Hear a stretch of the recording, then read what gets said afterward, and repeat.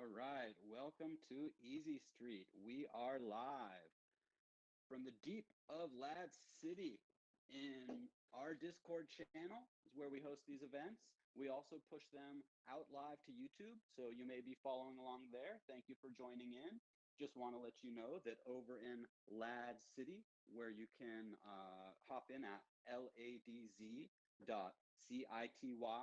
we're also having a conversation, and I'm dropping LADZ tokens and whale, and there's gifts going down in the chat, and we have a lot of fun. So there's a lot of other great content that you can see here on YouTube with NFT Live and other shows that we do throughout the week from the team at LAD City. But over in the Discord, there is a lot of great information. It's a very good resource from everything to art NFTs to gaming to DeFi to the markets, all that good stuff. So hope to see you over in LAD City, and very excited to have our guest from ICEBRK, a project that's launching on the Binance Smart Chain with us here in LAD City. So welcome to the show. Thank you. Glad to be here. This is Crypto 305. We've been definitely excited to join this, and we want to thank you again. It's my pleasure. We got Crypto 305. We got what up, B? What up, B? We got what up, B? And we got What up, Easy? Doing good. Super stoked to have you guys here and find out more about how you kind of got here and what's coming in the future. Yeah, no, thank you, Easy. Thank you for having us. Yeah. Hope everyone's doing well tonight. From the looks of the chat here, everybody's doing really good. Everyone's excited. I'm also going to do a quick check, pull up the YouTube and say hi over there. We got people in YouTube. We got people in the Discord in LAD City. So I think we got a great show lined up for people, and it's really cool. This is actually the first project I've had, or the first people doing a project on Binance Smart Chain that I've had over on Easy Street. So it's definitely an extra interesting one for me. I always love to get, as much insights from different chains and different projects as I can, because there's so much possible in the space and so much going on. Another thing that I find really fascinating is how people got here. Some people I interview, artists or musicians or developers, and it's always fascinating because everybody has a different story of how they got interested in. Maybe they're, a curator, how they got interested in collecting and curating. If they're a painter, how they got interested in, arts. For you guys, I'd be interested in how you got interested in technology, and to be creating a platform that's going to have NFTs, and you have your token that's either just launched or being launched very shortly. So if each of you maybe want to give just a short kind of rundown of kind of what led you down the road to the point where we're at now with you guys launching this crypto and NFT platform.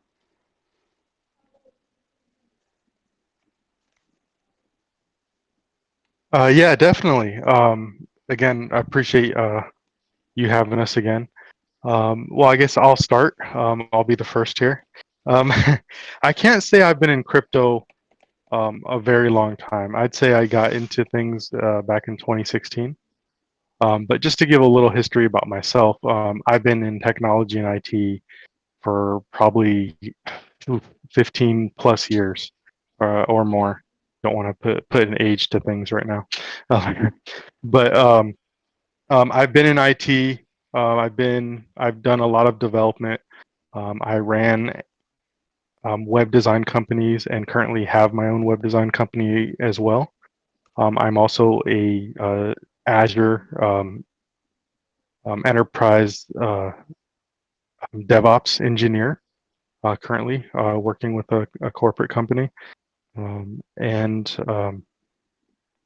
do a lot in the industry. I work for a couple other companies, consulting as well on the side, just with networking and Cisco switches and whatnot. But crypto, I really got involved in it. I'd say maybe 2016, 2017, just kind of as a hobby. I started with just mining and just building mining rigs. At one point, I had probably 13 graphic card rigs just going mining. you know, helping others get into it and teaching them how to do mining and stuff as well. And then I just really started, after that, started getting into the TA of things, just learning TA and just, you know, day trading and then working my way into futures and whatnot. And, you know, while I was doing that and playing in crypto, you know, I was just developing stuff on the side. And Icebreaker was one of my, not first apps that I made, but it was um, an app that was dear to me, that, you know, I came up with the idea originally, and it's grown a lot. And with the introduction of crypto, you know, I started looking at it, and then, you know, had a conversation with, you know, these other two gentlemen that are with us now, and we just started brainstorming, and then just the ideas just started coming, and we're like, why aren't we doing this? You know, this can go a long way. And right now, I mean, we're only showing a portion of, you know, what we've come up with, and, you know, we're just trying to bring all that to the community. You know, we have a long way to go, but I think we're going pretty strong. That's awesome. Love it. Love to hear it. And that's really cool that you were doing mining rigs, pretty decent sized rigs back in 2016, 2017. That's one thing that I had some interest in, but never actually got to do. So props to you for getting into the mining. That's cool. Well, let's maybe we can get either What Up B or Lethal on the mic and give a little bit of the backstory there. And then when we hear from those guys, I'm excited also to start hearing about, you know, some of what is going to be possible on the platform, and just dive right into it. Perfect. Easy. Yeah. Yes. Go ahead. What Would it be? Oh yeah. Oh, sorry. I guess I'll go first. But yeah, thanks again, Easy, for having us. Kind of just a bit of a backstory for me. I mean, I got into crypto, gosh, really, seriously, probably just in the middle of last year. I mean, kind of in the periphery, as far back as about 2015, 2016, not really having any idea of what it truly was up until, you know, someone, a couple of my friends introduced me to a couple of the meme coins and stuff like that. But when it comes to tech, you know, gosh, going back, kind of dating myself a little bit, but you know, going to like electronic fries or going to you know, computer shows and kind of, you know, putting computers together and like Pentium 2 chips and Pentium 3 chips and stuff like that. And, you know, again, dating myself a little bit, but going back and playing role-playing games such as like Chrono Trigger and Secret of Mana and of course Legend of Zelda and Final Fantasy and all those great games, and kind of got involved with you know, this idea with like this real world RPG that we're kind of developing here in a sense.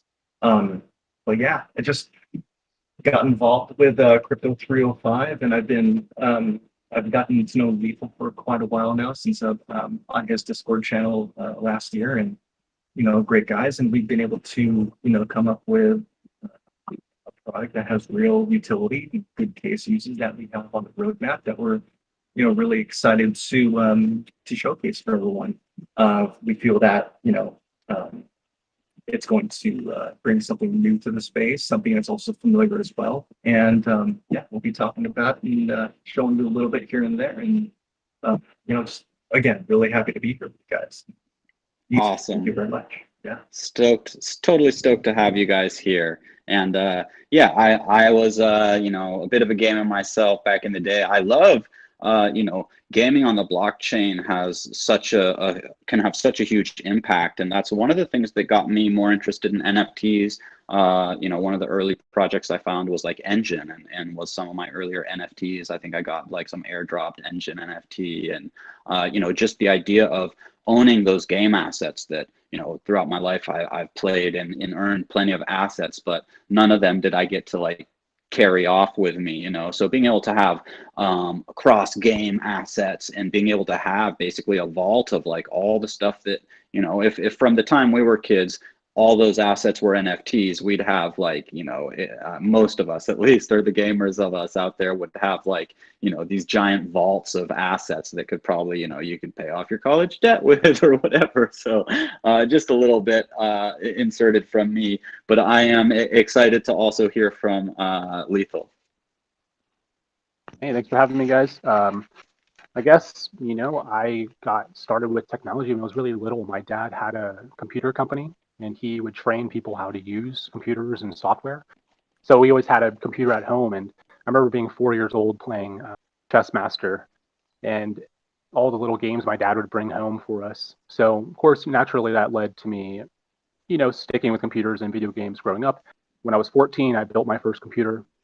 And then when I was in high school, I took computer math and computer science and learned how to program Java. So I quickly learned, I was like, you know, it's really tedious, it's really exhausting, it's very tiring. So I actually went a different route. I went and studied science in college instead of computer science. And eventually, you know, I ended up in the blockchain space. I discovered Bitcoin in 2013. I heard about it on NPR radio while I was driving to work one day. And then I went home and I started obsessively researching about it. Bought a brand new computer. So I thought I was going to mine for Bitcoin. I didn't realize, you know, it was way past that point. You couldn't mine on a normal computer. You needed ASICs. And so that led me down, of course, a big path of playing Bitcoin poker and all these other things and investing into altcoins and trading. And eventually in 2017, I stumbled across Steam, or steemit.com, which, if you know, is a blockchain blogging site. And everything you put on your blog is put onto the blockchain. The difference between this site and other sites is that it's uncensored. So you could post pretty much whatever you want and they can't take it down like they could do on Facebook or other social media sites. So I always thought that was really powerful. You have your First Amendment rights, freedom of speech, and you really feel truly free. Because, you know, on any other website, they could censor you if they really wanted to. So this censorship resistance really drew me into the Steam platform. So I really started getting heavily into the blogging and investing. And eventually Steam forked into Hive. So there's hive.blog and there's steemit.com. There's two separate blockchains.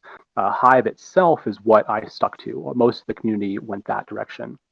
So there's a platform they developed called Hive Engine, and it allows you to create your own token assets. So I developed these different projects around Hive and Hive Power. So I created this token called VIP token, and it's basically a curation token for content creators. People that are VIP token holders get an upvote from the central account.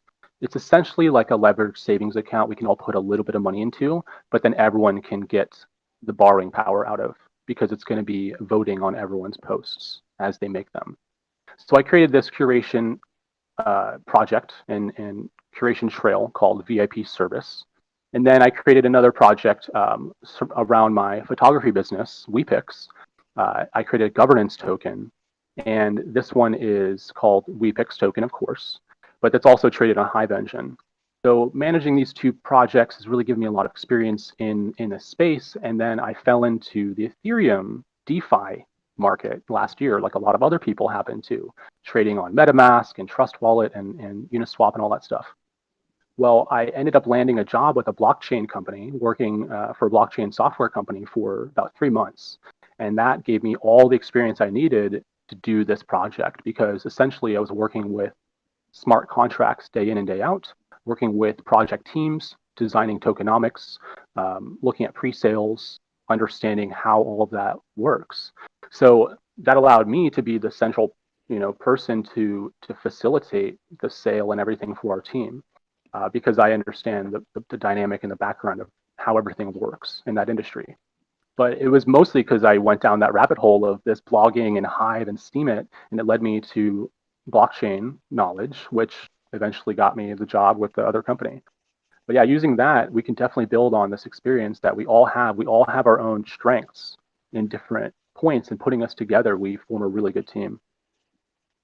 Awesome. Yeah, I mean, it's really great to be able to have this very creative time that we're in, where it feels like people can use their strengths and their passions and be able to go in, to collaborate on a project, something like this, And it's a time when it seems like there's more possibilities out there for the creatives, whether that's you're creative at thinking up an interesting utility that a platform doesn't have that could have, and firing something like that up, or collaborative music and visual arts and all these things. So yeah, that's awesome that you guys have been able to pull in a great team that have different interests and different kind of areas of expertise, and then pull that together to create a team. And yeah, I can relate to being into computers from an early age. My dad had the old Commodore, and we build the wooden box for it, and the Apple II, and did some software stuff back in the day too. So we were lucky enough to have a computer in the house when I was growing up.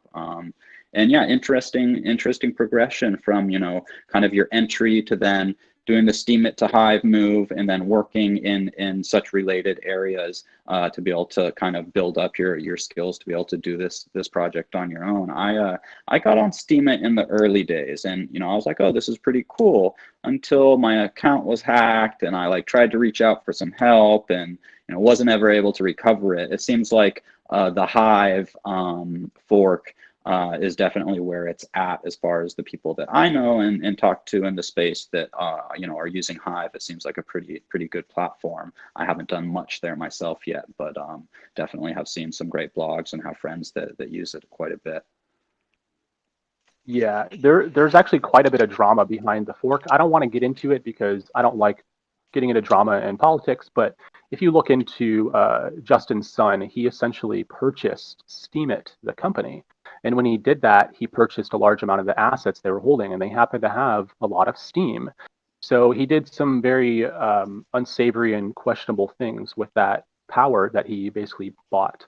And then he leveraged his ties in the crypto community, like with CZ Binance, to essentially borrow people's assets to stake them so that they could have more voting power to vote their own witnesses in. So they did essentially a flash coup on the delegated witnesses by using another exchange's power, but it was money that users had deposited. So yeah, there's a whole thing, and then CZ had to take that back, and he was like, I'm sorry, I didn't know. But yeah, if you look into Justin Sun, that's the main reason why everyone moved into Hive, was because we wanted to get away from Justin Sun's blockchain. Yeah, that was super shady shit he pulled. I mean, you can just you can be honest and just say it. That was some lame moves. But yes, we won't dive into the drama. I think probably a good handful of the people here are aware, of what went down there. And if you're a newcomer, you can look into it and find out and get all the juicy tidbits. But yeah, it was a lame move by Justin Sun coming in and just basically ruining the Steemit project. Okay, that's my opinion, by the way, not financial advice or anything like that. But let's get into the real interesting stuff and talk about ICEBRK.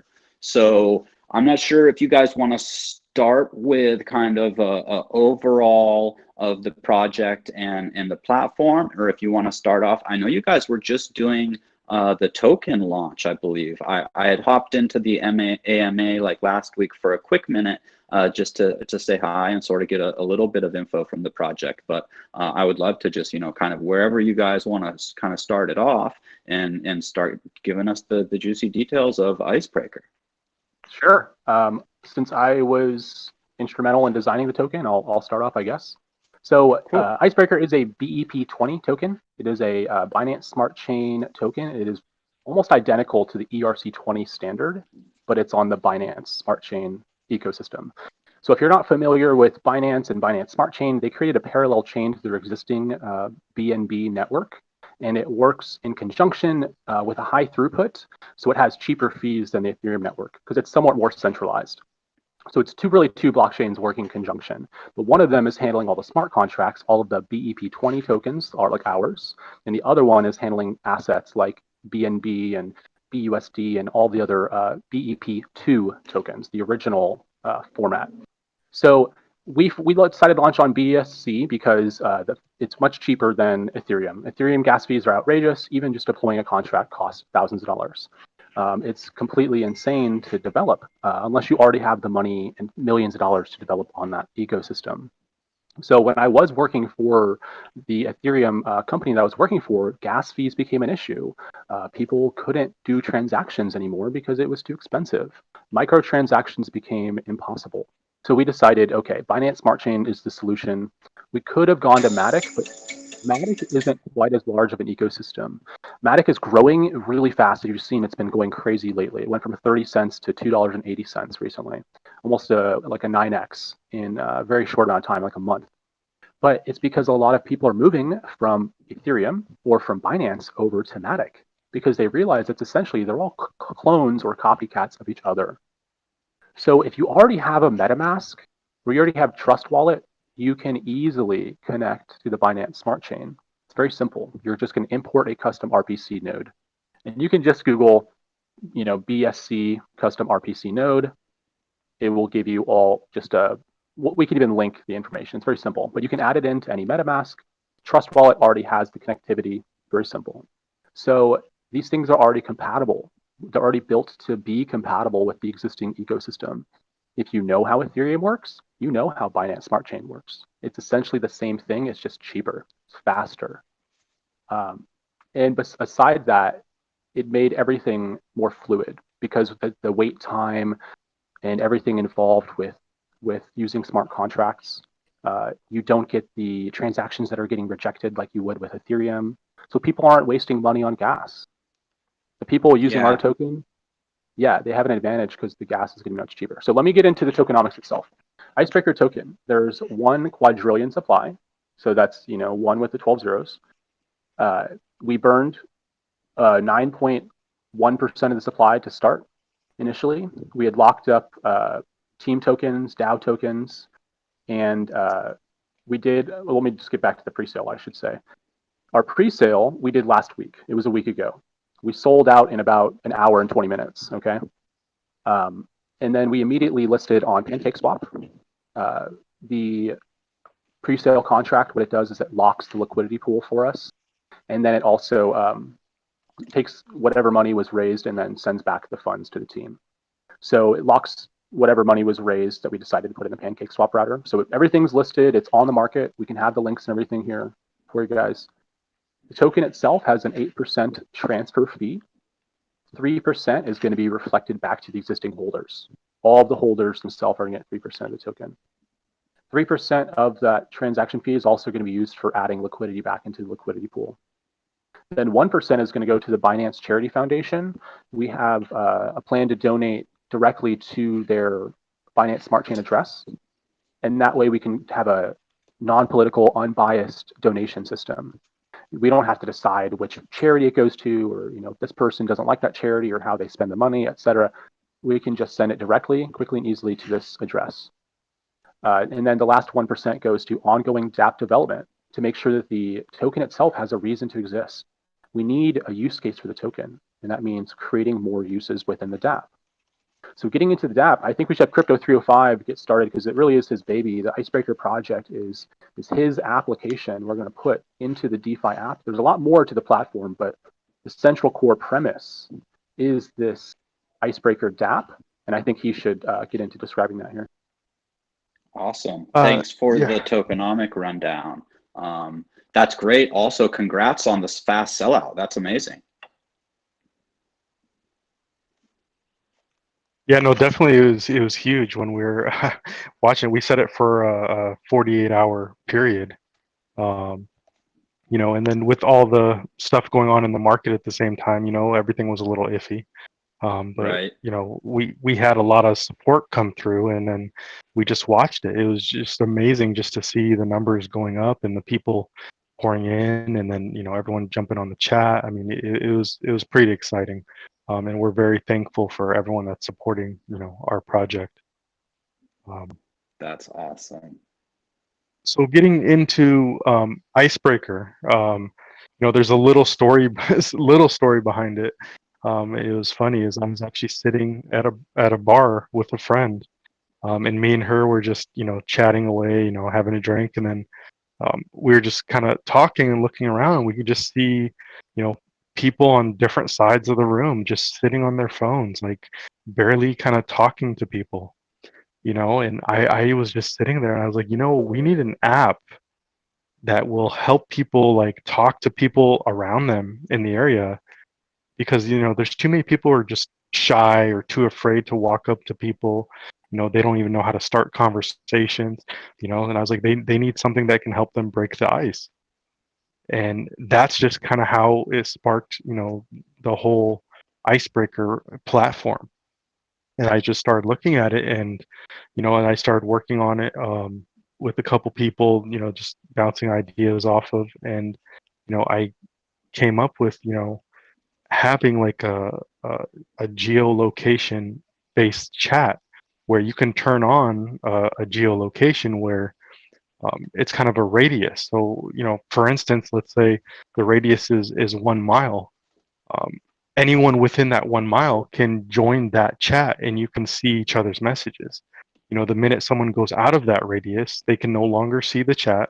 They can no longer, you know, talk in that room, for instance, until they get back into that radius.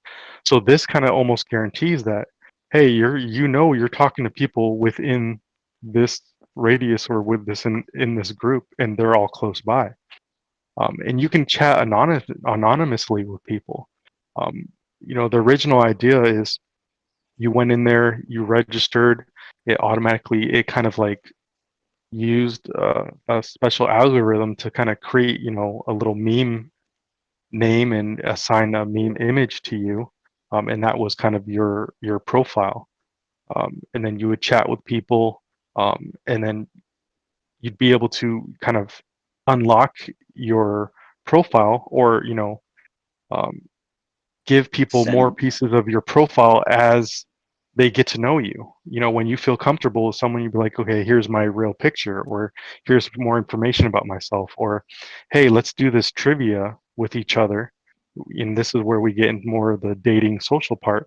Let's do this, you know, questionnaire or trivia and see how much of a match we are, you know. And then Super being cool. able, yeah, and then being able to, you know, do little games with the group and different things in there, like little trivia games, or you know, just different things, just to keep conversations going and keep, you know, meeting new people and just growing. That was the main part of the app. And then, you know, the events came about. You know, people would be able to create private events and people can join it with a link, and then you join that specific event, or you can send the invites out. Um, it started just growing and growing from there, and then you know, with the introduction of crypto, and that's kind of the whole reason we created a charity based type token, because you know, we want to give back. We want these charities to come in our application in the future and be able to create charity events and have like a small fee for people to donate to join that event, whether it's virtual or in person. You know, and you being able to go to that event, scan a QR code to join that event in the chat and speak to other people that are at that actual event and meet up and you know, do different things. You know, there's just like so much that we can bring to the table with this app, and There crypto is like, definitely yeah, is. I yeah, mean, and right away, when you started, you know, talking about it, one of the first things I thought of was like, yeah, at like festivals, like music or art or whatever, at the county fair, like those are places that it would be really cool to just be able to connect with other people that are oh, there and have a similar interest. and think about Comic-Con, for instance. Right. And a lot of Yeah. people have gone to Comic-Con and you go there, it's like chaotic. Like, hey, where's this place? Where's this place? You can just literally be in the app just talking to people who are there, and they'll be like, hey, come over here. This is what they're doing right now. Like, that would be huge. You know, Totally. and then Yeah. being able to have vendors there that are approved vendors that you could literally use Icebreaker token to go to that vendor and pay for your merchandise. I mean, there's going to Dope. be a lot of stuff that we're going to be doing. So, you know, definitely, it's exciting. I mean, honestly, I can just keep talking about it and bring more and more to the table, but we got to keep a little bit behind the curtain, right? A Yeah, but little bit. Yeah. yeah, Uh, but like a great example would be, I mean, me being a Comic-Con veteran, I'm sure there's more than a few people as well that's joining us now. you know, being in Hall H waiting for, you know, a panel that, you know, it could take a couple hours and you're just waiting in that big MBS San Diego Convention Center, just waiting for stuff to happen. So during that downtime, what would you do? Hey, let's kind of take a look around and see if anyone is on the Icebreaker Gap. And you know, people are there, similar interests. We want to get, you know, some cool stuff, some great T-shirts, some good apparel, and hey, let's check it out. And who knows, maybe you can break the ice with people that you've already established having similar interests. And that's the same thing when it comes to music festivals or concerts or charitable events or sporting events and things like that. You already have that baseline interest that you're already stoked for, and being able to kind of combine that with what we're trying to achieve it's a slam dunk. It's a total slam dunk. And then I also just realized that there's a lot more than just the vendors being able to accept the token for merch, because I used to work like as a CBD vendor at health conventions. Now, if as a vendor sitting in my booth, I can only interact with the people that walk down that aisle in front of me, right? But if I was on the Icebreaker app and people were wherever throughout the convention center and whatnot, and they were on Icebreaker and they get on, I could be like, oh yeah, you know, I have this product or that, or this special deal today because it's the last day or whatever, you know, and be able to communicate with more people in the area, not just relying on like, did I get a good booth spot, you know? Exactly. So that's another, there's just like, I could start thinking of countless things. Another one, like with the dating aspect, I think that so many people probably trying to do like online dating, there's just so many scams and all this stuff out there. So if you can rely on the app to help protect you and you're in a certain area and only the people in that area can talk to you, there's no, you know, like people from across the world trying to scam you out of something or trick you to get whatever it is, a password or money or this or that. And you also have that identity layer of having that safety. So they have to kind of pass some hurdles maybe before you would share, you know, keys to your real identity, or they get like a little more of your background and whatnot. So this is really fascinating, and I could see kind of endless utility coming out of it. No, definitely for sure, because being able to turn on and off that radius and, you know, increase or decrease the radius as well, you know, and people, you know, some people want to talk to people across the world, and that's fine.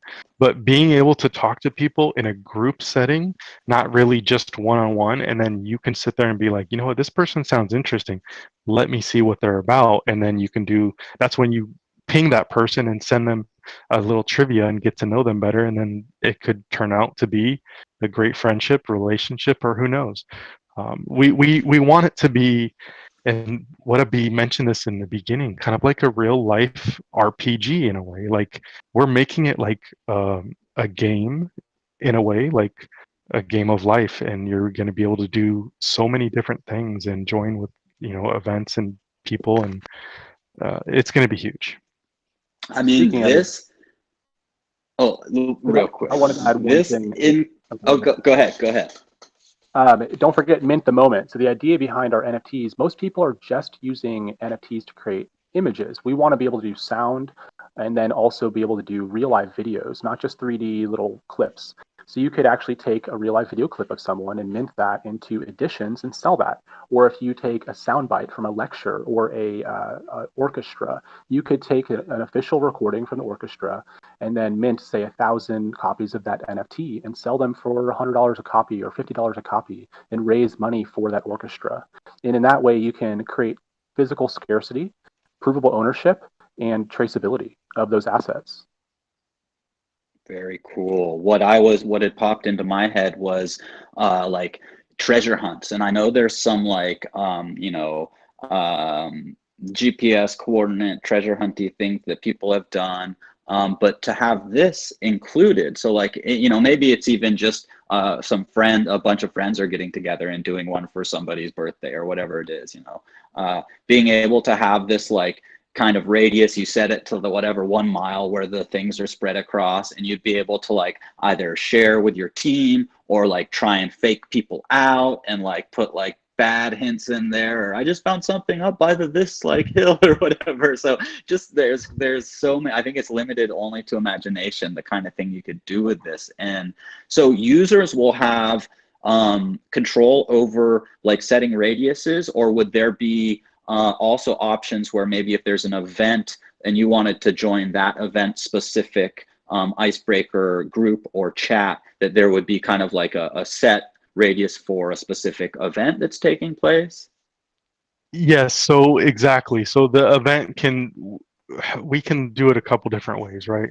So the events can basically put, where your event is located, and then we have a specific radius, right? Because most places are not going to be, 2 miles, 3 miles long, right? So you're going to have an event, maybe you only need it to be, 0.25 miles, right? So anyone that gets in there can go there, but you may want to widen the net a little bit. So like maybe someone's lost, and then people can be like, oh, you turn on this street and that you'll find it, so people can start helping each other out too.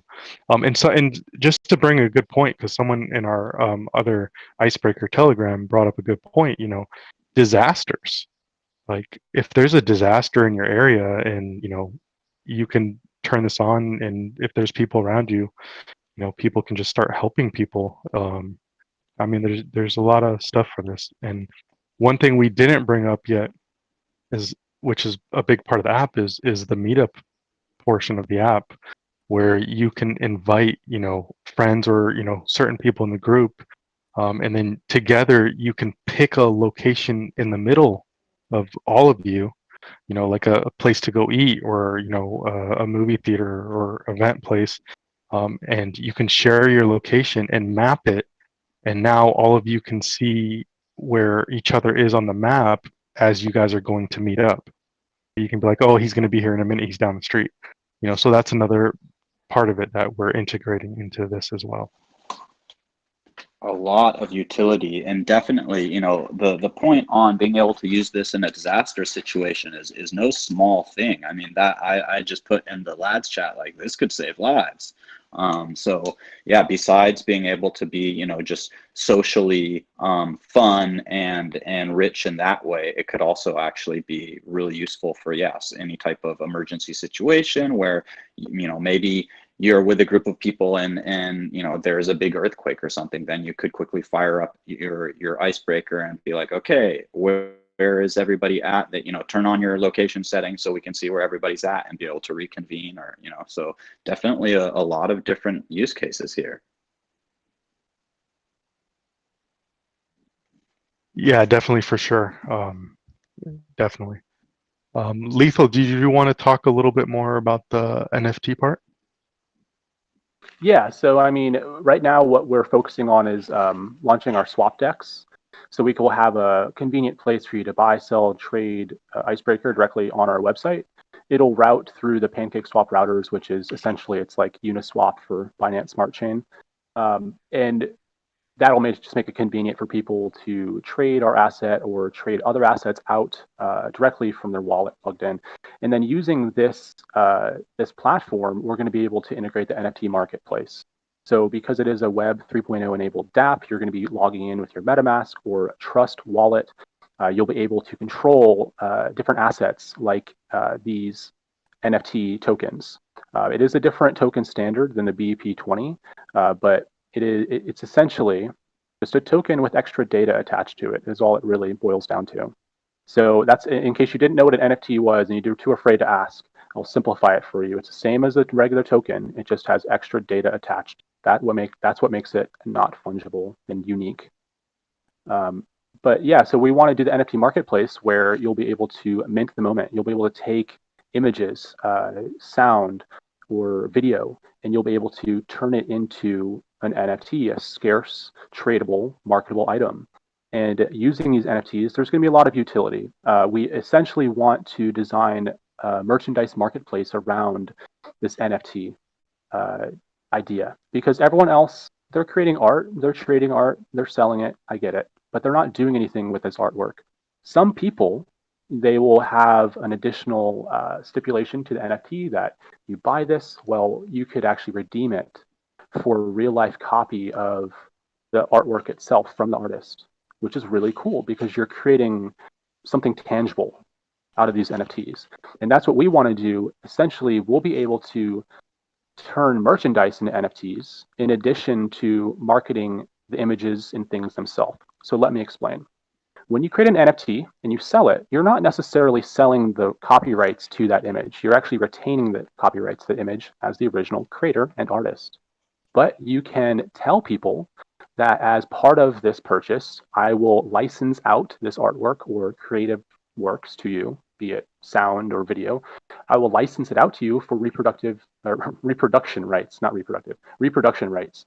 And you can then print it into whatever you'd like or resell it.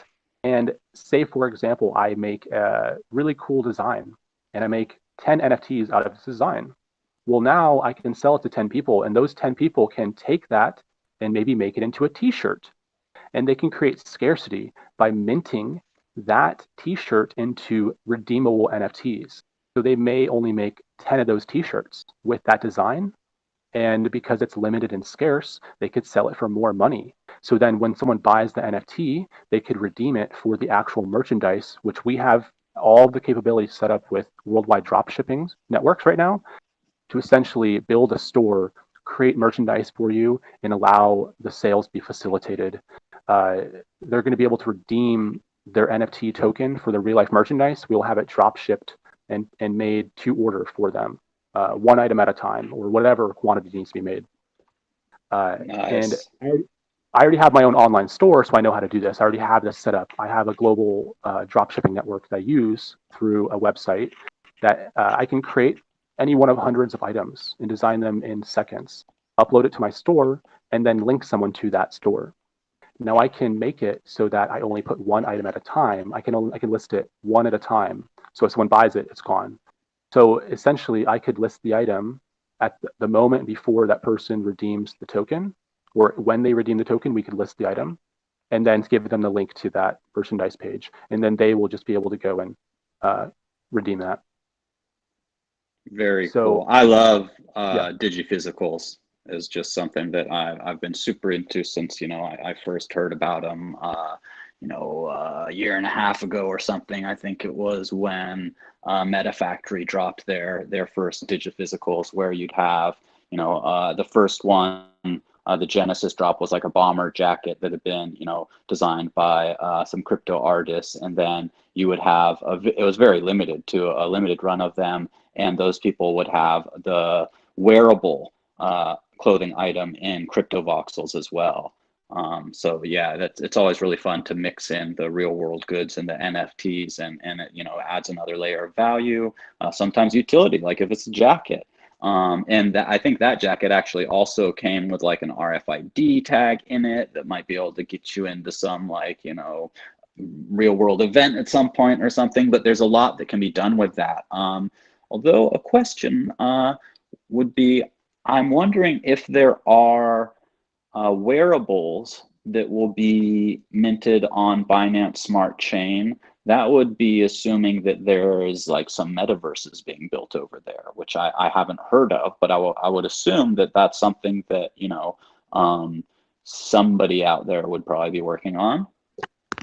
Wearables? What do you mean by wearables? So like when you're in a metaverse like crypto voxels or Decentraland or Somnium Space or Sandbox, you can have a voxel item, a 3D item in world that's like a hat or a pair of shoes or a jacket or a vehicle or any of those things, and generally termed wearables if you use it in, it could be a beer mug or a piece of, birthday cake, or it could be an actual piece of clothing like a, shirt, shoes, pants, hat. Yeah, that's actually really interesting. I don't actually use any sort of like virtual reality stuff, but that's really cool because that's another expansion, and the items that we can create, it's up to the creator. We can always add on more to the contract. The beauty of our project is we didn't renounce the ownership because we have to be able to control things. And a lot of those projects that are renouncing ownership are scams. They're renouncing ownership because they're dumping team tokens. So they say, oh, it's safe. Look, I gave up the ownership. But then they just pump and dump it and leave and abandon the project. We're not here to do that. We need the contract ownership so we can do certain things like disable fees to a brand new contract address so that we can have transfers with no deposit fee. And we can enable people to have a staking contract in the future that won't tax them to transfer to, and it won't tax them to withdraw from. I mean, we can obviously implement a small tax to be distributed to the holders later, but the point is we have the ability to be flexible. Unlike a lot of those other projects out there, which are honestly just scams, they're just pump and dump schemes. Their tokenomics are really the only thing they have going for them in a lot of those projects. So. Yeah, unfortunately, there are definitely still a lot of projects out there that will, put out like a white paper and build some hype and, drop a coin and, winds up being a rug pull. So I always say, do your own research. You gotta dig in a little bit before you buy into something, especially if it's not, money that you can't just basically gamble with. I mean, even if it's a decent project, there's always a possibility of something happening. I recommend that if people are investing in crypto, they're doing it with basically disposable funds. Yes. But that said, you also want to do your research because you don't want to lose the funds, right? So you want to check into the project and make sure that it sounds, if it's a technology that you believe in, if the ethos there is, aligned with your own thoughts and the utility seems like it's going to be, of use to you, and maybe you listen in on some interviews with the founders so you can kind of get to know where they're at, and then you go ahead and maybe buy some coin or the NFT or whatever it is. But it's really important to not just, follow some Twitter thread, or you hear something in a Telegram group or a Clubhouse or a Discord and then just say, oh, well, a bunch of people said this is the next big thing, so I'm going to buy it. That will most likely lead to disaster. Yes. By the time that they're shilling it to you, it's about to get dumped. And how most of the Twitter shills work is they accept payment in the token. So they're like, yeah, give me a bunch of tokens. I'll go shill it. When the price goes up, they dump it. And then the people that they're shilling it to, guess what? They're buying the bags. So I very, very rarely look at Twitter shills. I just kind of check it out to see the drama and stuff and what people are buying. But I would never buy something that someone's shilling to me on Twitter directly, like buy, hype it up. Come on, everyone else is buying it. No, I'll look at the project and say, okay, this is legit. Like all of our updates on Twitter have been legitimate project updates. It's not like buy, like a lot of these guys. Yeah. And, DMs come in all the time that are like, oh, this token's about to moon. I'll like pay you to tweet about it. And I'm like, okay, delete. Because I've been around long enough to see a lot of those go down.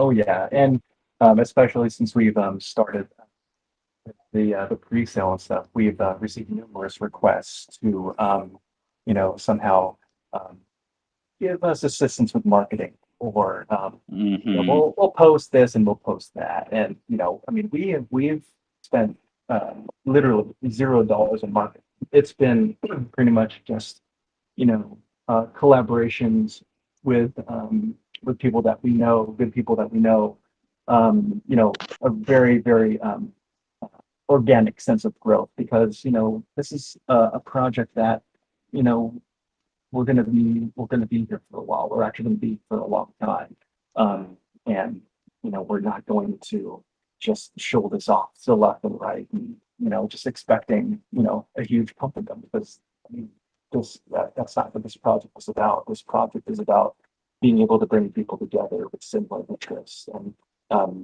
carving out a sense of bringing real world and the virtual world and cryptocurrency kind of landscape together.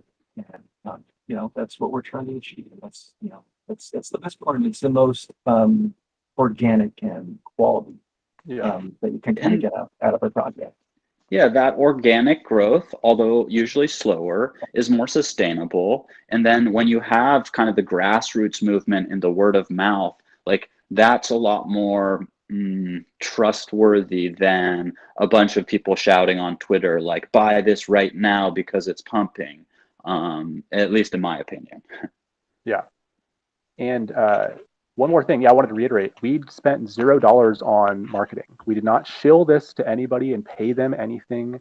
The only person we paid to get the project started was a contractor to help us write our contract code. He was a coder that helped us to create our actual token on Binance. So that was the only person we paid ahead of time, and we spent literally $0 on marketing. It was all word of mouth through my channel, through other Discord channels, and using obviously the network and the connections we built up over the years. I've been running my projects for a very long time, and people see me in the community and they understand I'm here to stay. I'm not just going to take their money and run away. I have other projects at stake as well, a whole reputation, a whole server, websites. People know who I am, and I can't just, create some pump and dump and thanks guys, sorry it failed. No, that's not what I'm here to do. We're here to create something with longevity, create a real use case for this token, and keep building and building. Our price was down this week, but we'll do what we can to bring it back up. We have a raffle drawing this weekend. Anybody with over 100 billion tokens will be automatically entered at the raffle drawing. You can win up to 25 billion tokens. 5 people were chosen at random. That's this Sunday at noon. And then we have our airdrop. If you haven't signed up for the airdrop yet, I made an airdrop bot for the Telegram. It's actually its own channel. We can drop the link, but you come and get some free ICEBRK tokens, guys. If you don't want to pay for them, just follow a couple of our social medias. If you're already following, you're already qualified. Just give us your address and we'll airdrop you next month when the airdrop ends. So awesome. Please share that link. I'm sure yeah. Sharing that, a lot of people here will be more than happy to follow on the socials and jump over. It's helping support the project. They get a little icebreaker, to kind of start with. And then one of the questions with that raffle, so approximately how much would it be, like if someone's like, ooh, that sounds cool, I want to go pick up 100 billion, because that sounds like a huge amount, right? But I know that with a quadrillion tokens out there, that's not going to be like thousands and thousands of dollars worth, for example. So do you have a roundish number that would be? Yeah, it's $23. If you hold at least $23 in our token, you're eligible to win 25 billion tokens, which will be like $6. But we're doing that this weekend, and next weekend we're going to double down. We're going to have 10 winners. We're going to give away 25 billion to 10 random winners that are holding 100 billion tokens or more. We have quite a few people in our community that are diamond handers. We call them the diamond hand giga chads. I'm sure you've seen the picture of the guy. He's got the diamond hands and he's just all ripped. That's what I like to imagine our holders as. They're strong-handed people, and they believe in our project, and they've seen what I've done with my other projects. I'm here to stay. So nice. Yeah, I mean, that's what it takes. Yeah, and don't forget, regardless of the prices, I mean, we're giving you those airdrop tokens, plus you're holding them. You're going to get that reflect, so it's going to grow over time. That's just how it works. Yeah. Awesome. Yeah, I mean, that I really like the more ways you can kind of gamify things and have fun activities where people can win a little something every couple of weeks, or come and do a little kind of like mission where you write a blog post, or you make the winning meme and you win some there. Like, those kind of things are really fun for the community. LADZ started with just giving away token drops when you're active, coming to watch these YouTube streams and stuff, and then had a sale where we've got some nice diamond handers here that got in early and added a little liquidity and stuck around, and I happen to be one of those, and it's been really rewarding because I'm getting LAD dropped all the time, and NFTs, and we have poker games here a couple times a week, and music sessions and all that stuff. So it's great to add those type of things in and just try and keep things fun, keep it rewarding for people to be active. It's a great way to just kind of stimulate some growth and bringing more people over. Absolutely. We want to reward the people who are going to stick with us through this downtrend in the market. And we know it's been rough. A lot of projects have lost a lot of their value. A lot of people got liquidated this past week. And, I personally know someone who got hacked for over $100,000, like about 10, 12 days ago. And then, and he didn't even give up. He said, man, it sucks, but I just need to take a break. And he's already back. He's in this token with us. And then I had another buddy who got liquidated on a margin account for $100,000 a couple days ago because he was trading on margin. And I feel so bad for these guys. They worked all year to make this money and lost it in a split second because of the market manipulation and because of the change in sentiment because of Elon Musk changing the tone. So yeah, we'll do what we can, man, to support the market. We've been doing buybacks when it gets low, and with the extra money we can afford, we're taking anything we can to throw at it and buying back a little bit. We burned 3 trillion tokens this week. We've already added liquidity twice. We added 6 trillion tokens to liquidity on day 2. We added 3 trillion tokens today to the liquidity pool today, just a couple hours ago. And we're doing little things we can to help people out and showing that we're dedicated to this project. It's not just get in, get out, and make a quick buck. We could have done that on day 1, Right. Yeah. And so you burned a pretty large amount just the other day, you had mentioned. And then are there certain things that like trigger a burn? Are there certain burns on the roadmap, or you want to give us a little info on that? Yeah. So absolutely. So the way that our Reflect token works is that, of course, because the burn address is a holder, every transaction is technically burning. So the burn address is holding almost 10% of the supply. So it means about 1/10 of the Reflect is getting burnt. So roughly 0.3% of every transaction is getting burnt automatically. Now, we do have a code in the contract to increase the burn rate. We can add whatever percent we want. So we could say every transaction burns 1% extra. So then our transaction fee will go from 8% to 9%, but it'll be burning 1.3% of that if we do that, for example. So we have that in the code because we did not renounce ownership like some of these doofuses. We can actually change things as the DAO decides in the future.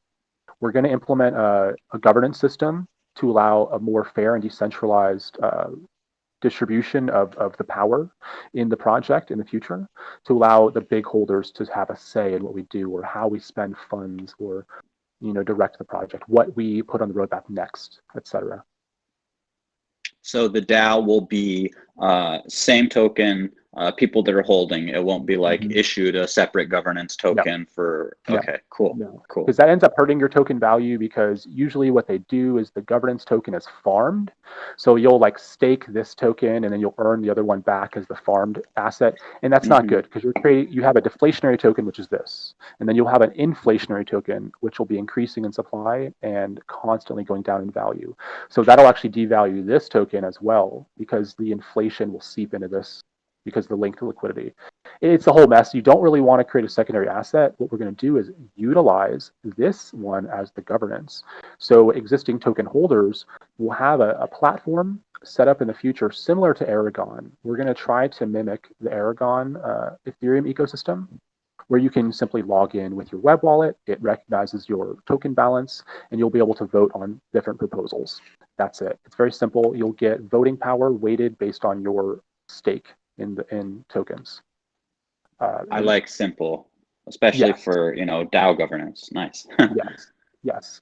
And I'm also working on some other ideas, like creating a staking contract that will reward holders that stake in our liquidity pool with a higher than normal APY. So they would get back more than they would from the regular Reflect. Because everyone that's holding is getting tokens. If you look at your token balance, every time someone buys, it goes up a little bit. The tokens get sent directly to your wallet address. There's no transactions. It'll just be done through the token contract. So every purchase that's coming through, you'll see just a little bit more tokens show up in your balance. You don't have to do anything. That's the cool thing about these Reflect tokens. So every transaction we're burning, we are going to reflect back to holders. We're going to add to liquidity and donate to charity and to the dApp development itself. So once the project upgrade goes through next month, all liquidity is going to be added automatically. And the contract, it will sell back some of the tokens it gathers and then add that to the liquidity pool. So as the price goes up or down, the liquidity will be increasing gradually.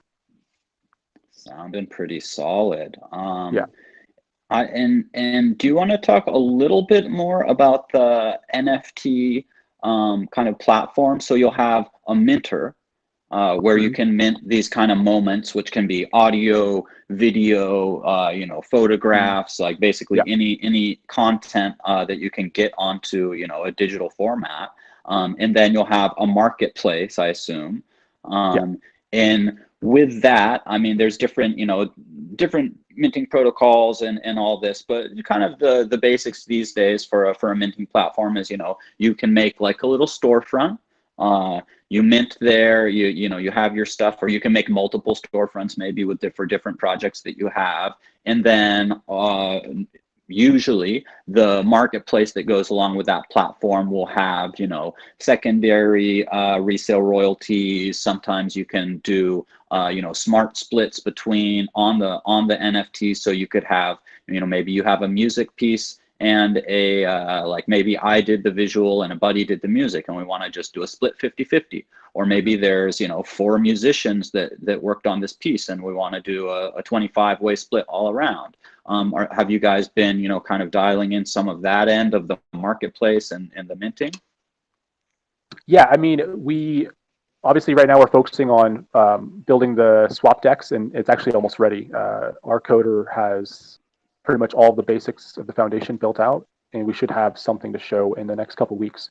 We gave him 5 weeks for the time frame to roll this out, and then we're going to use that as the basis to integrate our NFT marketplace into that existing Web 3.0 dApp. So the marketplace, the UI and everything, yes, it's going to be essentially very similar to what Bakery Swap is doing. You'll be able to mint directly from your store, essentially from your page, and then be able to market it through the market. And we will have different markets essentially, but we'll have to kind of mimic what other people are doing. There's no reason to reinvent the wheel when we're already doing a lot of other things. So we have to just kind of emulate what is working with existing platforms like Bakery Swap or OpenSea or whatever. There's like half a dozen now that are really becoming popular. Air NFTs, new one. Rareable's a really old one. But all these platforms, they have slightly different formats. But what we want to do is we want to make it flexible so that you'll have a flexible lifelong commission where you could set the percentage for the original artist. And like you said, we can do multiple way splits. So you can do multiple addresses. So if you have 4 artists that go on a project, you can give those 4 artists a commission every time it resells. You could set it to 4% and each one will get 1%. So there's a lot of flexibility that we can program in because we still have a lot of developing and coding to do on the NFT platform. We were going to model after Bakery Swap, but they don't have an open GitHub repository. So we can't just fork it like you can do with a lot of other platforms. Essentially, we're going to have to, we're going to have to lend from a couple other platforms that do have open GitHub and then custom build a lot of the code ourselves. So we're launching, hopefully, we're going to be building everything Q3. We're aiming for a Q4 launch on the NFT platform.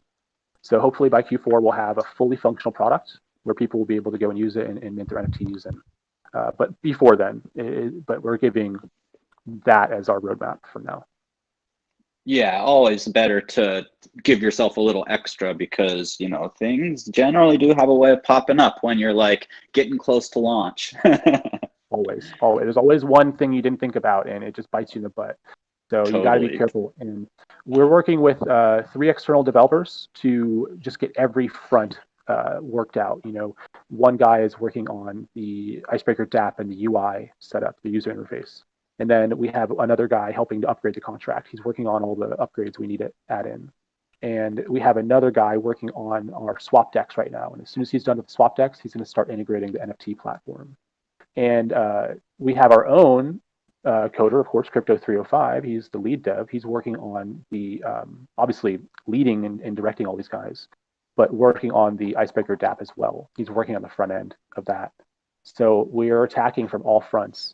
And WhatUpB is doing the social media. I'm working on some of the management of the tokenomics and the communities as well. So it's a pretty good team so far, I think. Absolutely. Anything else, like, do you want to just kind of lay out the roadmap a little? I know that you guys, you have one and we've gone over a lot of the different aspects, but if you kind of want to just give a little bit of a punch down Sure. As to where we're at and where the roadmap is taking us. Yeah, so our Q2 is where we started, of course. We launched on DX sale, that's done. The DAO formation is underway. We're still kind of developing all the ideas and the direction of how we're going to create our decentralized autonomous organization. I have some very rudimentary systems that we can use on Telegram. We can create like a private channel that we'll invite you to if you're one of the top holders, and we'll create polls, and there'll be a sort of a very crude governance through Telegram we can do until we set up the actual coded blockchain one. And then we're going to begin the advanced development of the ICEBRK DApp, which is what one of our external devs and then our lead developer are working on. And once we get above a certain number of holders, we'll be able to apply for CoinMarketCap, CoinGecko, and all those other sites. Like Trust Wallet, you need a certain number of holders to put your logo. Right. And then next quarter, we're hoping to roll out, by next quarter, we'll have our swap decks, which we didn't put on here for some reason. It's not on the roadmap, but that was kind of something that was integral for the NFT market. We need the swap decks to launch the NFTs. So we're designing the alpha product for the NFT marketplace, and then we'll have the beta rolled out by Q4. But we're going to try to integrate the NFT minting into merchandise, which is what I was talking about. We can drop ship merchandise worldwide through our business. And then we're going to, of course, expand through marketing and look for some other exchanges that we can apply to if we do get the funding for it. Unfortunately, a lot of these places want $30,000, $40,000, $50,000 or more to list, so it's just not feasible. Damn. Yeah, it's a little bit pricey these days to get on these exchanges. I know Libby from Hotbit, for example, the Hotbit exchange, and she gave me her pricing structure. She said it was like $33,000 to list, and then if you want the full package, it's like $44,000. It's pretty crazy. Wow. I wasn't aware of that. Oh, it's very expensive to get listed on these exchanges. You need a lot of money, or to have some very good strings you can pull. And then by 2022, we want to integrate eventually. We want to integrate some sort of P2P lending or collateralized loan system using ICEBRK. We could essentially use a similar structure of what a lot of these other DeFi lending platforms are doing. You'll have a collateralized loan where you could borrow against your assets. Essentially, the DAO would determine the rate, for example, 2-to-1. You could put up $100 in ICEBRK and borrow $50 against your $100 in ICEBRK. But nice. With very volatile assets, that can be a problem. You can have liquidations, et cetera, et cetera. So we'll talk about getting into the lending markets in 2022. That's a very advanced, kind of more dangerous topic because you have a lot of security issues. You become a target. When you have a lot of money sitting in these contracts, you become a target for hackers. So we have to get the right coders to be secure. And eventually, we'll have our own ICEBRK wallet integrated. There will be an ICEBRK wallet, obviously, when you plug in your Web 3.0 wallet into the web page. That's just a MetaMask, whatever, or Trust Wallet. But we want to create our own sort of an ICEBRK wallet so that it'll be in the app. You'll actually have like a wallet tab and different features for the wallet itself, and be able to control all of your NFTs and other assets, and look at the lending and et cetera in there, your staking stats stuff. And by 2022, we also need to add this on there. We do want to get that staking contract rolled out. I had this idea for a staking vault system. Essentially, you would be able to stake your ICEBRK tokens by providing liquidity to our liquidity pool. You would take BNB and ICEBRK, provide it at a 50-50 ratio, and in return, you would get liquid ICEBRK tokens sent to your account. You have to go and redeem them, of course, with your own gas. But it would essentially be a way for you to earn a higher than normal APY by providing more liquidity for our project. So it would reward our supporters while giving them a higher amount of yield. Cool. So would that be you take your kind of V2 token or your liquidity provider token and then basically kind of lock that up for a certain amount of time, or just as long as it's in there? I don't want a time lock necessarily, because I always hated the idea of having time locked staking. Like Hive, for example, there's a 13-week power down. So you get, every week you get a payout. I always hated that, right? What if you need to pay a bill tomorrow? So I wanted to make it flexible. Yeah, so we could make it so that there would be an incentive to keep your money in there, like a withdrawal fee of 2%. So if you want to deposit, okay, you can deposit for free, but to withdraw, it would cost you 2% to withdraw. So that would be the incentive to keep your money in there and to not just deposit, withdraw, deposit, do weird stuff or mess with our liquidity. Right. Yeah. So the idea is that you have to give someone an incentive to risk suffering impermanent loss. So if you're not familiar with how an AMM works, there's something called impermanent loss. You can look it up. Essentially, when you're providing two different assets in a 50-50 allocation to the automated market maker, you can risk a loss on one or two of the assets, depending on how the market fluctuates. So if one asset goes up really high, the other one, you'll get back you'll get back more of the other asset. For example, Binance token, if Binance token would go up really high in price, you get back more Icebreaker and less Binance when you were to withdraw that liquidity. Make sense? If you ever use Uniswap, you know what I'm talking about. You've seen it. Yeah. But it's always nice to have that, just to have that little description for people that maybe haven't used Uniswap and are still not firm on DeFi. It takes a while to kind of get the grasp of DeFi, of what's really going on, because a lot is going on there. So much. For sure, yeah. And I really like that you guys are thinking about doing the collateralized loans down the line a little bit, because that's another great incentive, in my opinion, and can be helpful for people in the community that are supporting the coin to be able to if something comes up, maybe you do need an extra $50 that week or something, and you could be able to leverage your holdings to be able to get a small loan can be helpful for people. I mean, I definitely earlier we were talking about people's getting liquidated for being trading on margin and stuff, and I always just would tell people be very cautious with those kind of trades, because you can lose your ass in an unexpected, all it takes is an Elon Musk tweet. Yeah. The only margin I trade is in the stock market, and they give you 2 to 1 on your money, so it's very safe. It's very hard to get liquidated on 2 to 1 margin. Some of these sites they'll give you 100x margin. It's absolutely ludicrous. It is. It's so risky. It's crazy.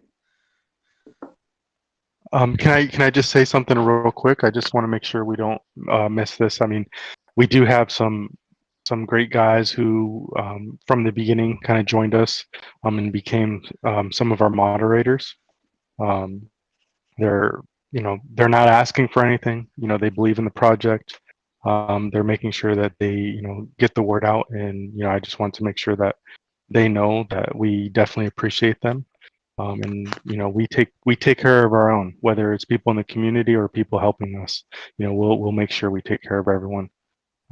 And we're always looking for great people to join us on this journey. Awesome. Yeah, it's really important to have that strong community. Community is the basis of most of the projects that I'm involved with, because generally the project team is making something that they want people to be able to get something out of. They want people to have a useful experience on their platform, or have a fun time at their events, or whatever it is. In general, community is the key for both having a healthy project, having it grow, and if you have some good utility for your token, and you're making cool NFTs, and you're rewarding people for being active and having fun events, then that is that's a good recipe in my opinion. But that takes the dev team or whoever's making the project to have open communications and be able to kind of adapt to what those community needs are. And it sounds like you guys are very active in the back and forth with your community, which is of very high importance in my opinion. So it's good to hear and good to see. Yeah, we wouldn't be here without everyone in the community. So that's like top of my priority list. Obviously besides developing, but we want to make sure that we are in constant communication. We're being 100% transparent, and we're involving everybody. People are coming with great ideas too. They'll post little things here and there. And we don't ignore that stuff. We talk about it. We have meetings almost every single day with the founders, and we're constantly talking about all these things.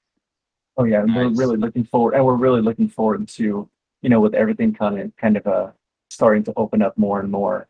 I know we're all kind of a little bit of have a little bit of cabin fever and stuff like that. So we're really looking forward to that first Icebreaker event where maybe we will catch each other at maybe a music festival of some sort or opening this event and meeting everyone and just kind of, coming together, having a good time. And, that's what it's all about. It's all about community. So really looking forward to that. Yeah, definitely. I am definitely looking forward to that. I actually getting to go to Miami to the Bitcoin 21 convention next week, which is really exciting. Kind of the first, public event thing that I will have been taking part in for the last year and a half or so. It's definitely been a trip with the lockdown in most places over the last, I guess it is close to a year and a half. But there's also been a lot of positives that have come out of kind of the camaraderie in the crypto and metaverse space. A lot of progress has been made there, which may have taken longer without the unfortunate lockdown that is gone across the globe. But it's very exciting to have things opening up more. And yeah, I would be interested to know, when would I maybe expect to be like going out to some kind of, maybe it's a crypto event, maybe it's some convention, NFT NYC, or it's maybe it's some local, concert in the park when things like that can happen. When could I maybe, expect to be hopping on ICEBRK and talking to people in the general area at one of those events? Oh, for sure. We're definitely looking forward to that as well. Again, it's going to just come along with development and what we're going to be showcasing in our DApp, and again, just bringing everyone together. But like he's saying, when? Yeah. Yeah. I know we were going over roadmap, but it didn't all stick in the old noggin that fast. So yeah, when about, and I know that you can't give me an exact, but about when could I look forward to that? Well, let's put it this way. The original ICEBRK application, was, an APK, and it was, tested on phones. But obviously with the introduction to, cryptocurrency and the different features we're doing, I mean, it has to be redone from the ground up, right? Right. So, there's a lot of planning that's going into this. Obviously we keep coming up with even more ideas, and we have to take a step back and look at it. Right now I'm more in the designing phase and working out how the functionality and the user flow is gonna happen. And at the same time, we're doing the swap decks, and we're going to be getting onto the NFT marketplace. So all those are coming out, and they are on the roadmap. But the app development is happening alongside of it. And it may take a little bit of time, but I'm going to try to get the base part of it out and deployed and in people's hands to be testing. And I'm hoping to get there by the end of the year. Nice. I don't want to say all the features will be there, but we're planning to get certain features out and ready, and then we're just going to constantly upgrade, constantly put new features out, roll different things out along the way. Because we don't want people waiting forever. So we'll work at it, but at the same time, we want to get it right, and we want to make sure that what we provide to the community is tangible, and they're going to love it.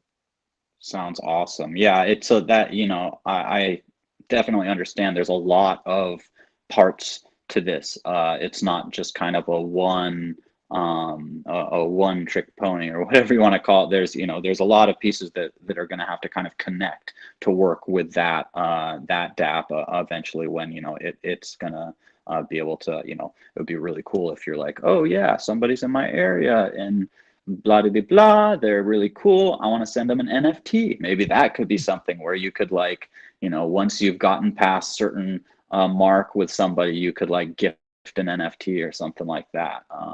Anyways, for sure. Yeah, no, for sure. I mean, just put it this way: the original app, obviously, without the introduction of cryptocurrency, just the chatting, the group chatting, the event creation, I created that in 3 weeks and deployed it as an app to test. But obviously, this is going to be a lot more with the introduction of blockchain and everything we're doing. So we're going to have to put a lot more thought and make sure all the security and everything is there before we push it out.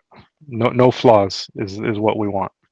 Nice. Well, hey, if I can be like beta testing, maybe November when NFT NYC rolls around, that would be super cool. We will definitely Yeah. keep you in mind. Oh Definitely. yeah. Well, yeah. We're definitely going to be a You lasting product by then. Yeah. yeah. You well, I'll see you there. Easy. We'll test it out. Awesome. I can't wait. Man, this has been amazing. We've been going for about an hour and 20. I don't want to keep you guys too long. If there's anything else that we haven't covered that you want to share, or you want to drop any specific links and give us a few reminders. I know the airdrop probably has people excited, the raffle. But yeah, anything that you guys want to kind of wrap it up with, the floor is yours.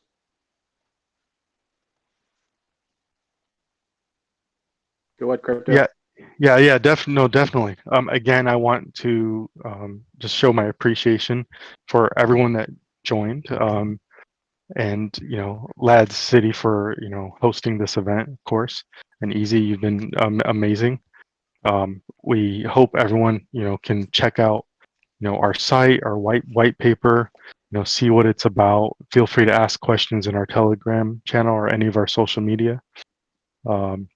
And I mean, we're plugging away. I mean, we've had a lot of sleepless nights, and we just want to keep pushing. We're so excited about this project, and we're pumped to just bring it all to everyone.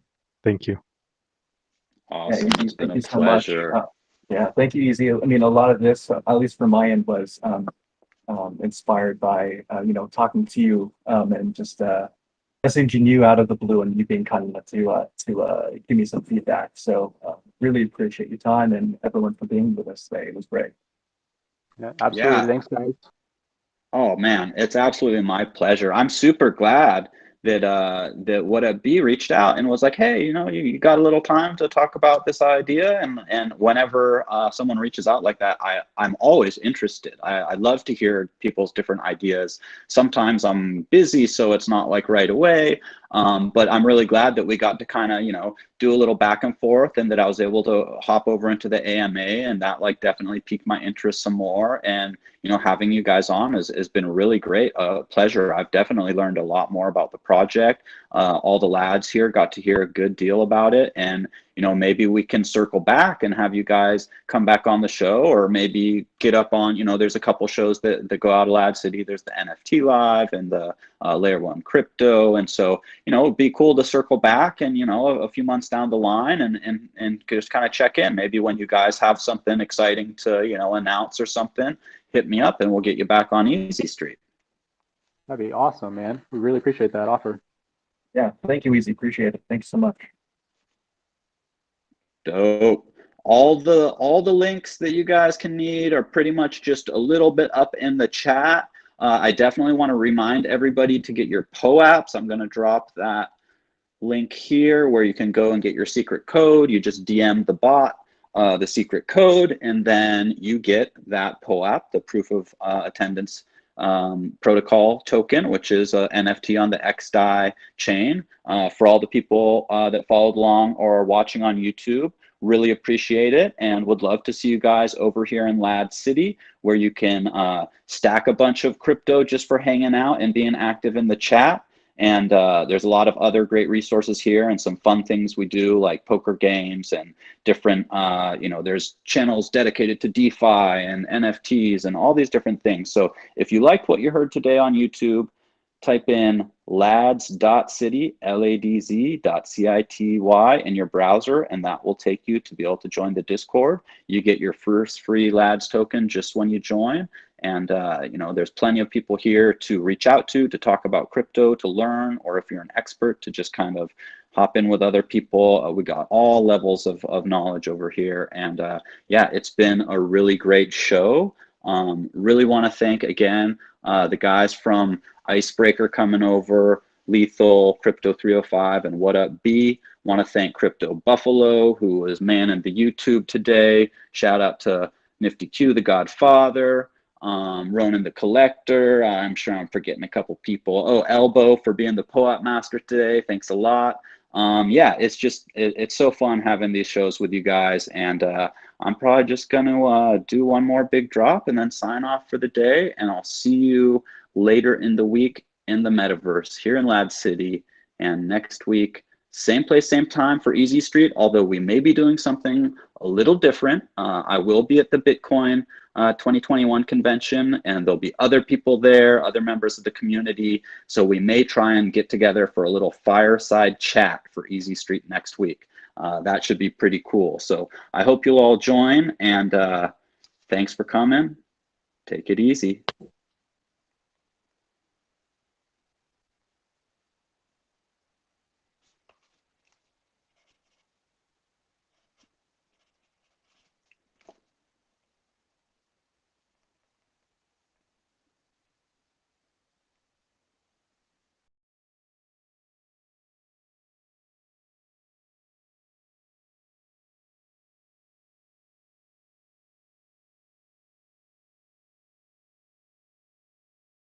Thank you, lads.